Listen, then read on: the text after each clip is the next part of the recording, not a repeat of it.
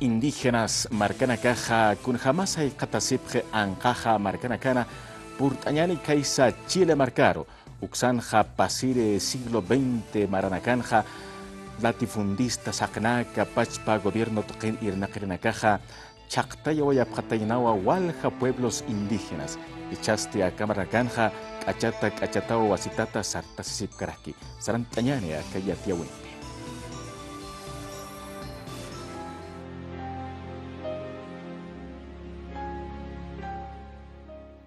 Chakpacha historia Kayakatanakanja, Chile Marcanja, Chactaya Oyapjewa, Walja, pueblos indígenas Marcanacaru, Pasiri siglo XX Maranacana, sur de Chile, tierra de fuego Oracanacanja, latifundistas Hacha Oracanacanja, Canakaja, Alwa Tukawayapjataina, Selknam indígenas Marcachirinakaru, Hichaja, acá siglo XXI Maranacanja, Kachata Oaxactasipquinia Chactayata indígenas Marcanaca, Sasau Amuik Awayi Danisa Álvarez, cultura cacique Chile Marcata, Purtanehuayque Bolivia Marcaro, Yatjatañataki Kunjama Sarantaski, descolonización, Ucapachparaki despatriarcalización, Amtauraka la Canchayque gobierno boliviano.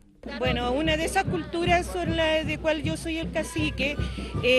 Pasa lo siguiente, que sí, fuimos arrasados, destruidos, a nuestra gente le cortaban la lengua para que no hablaran la lengua, que es nuestra lengua, la cacán, que hoy en día se está recuperando. O sea, hay una recuperación en cuanto al tema netamente de indígena.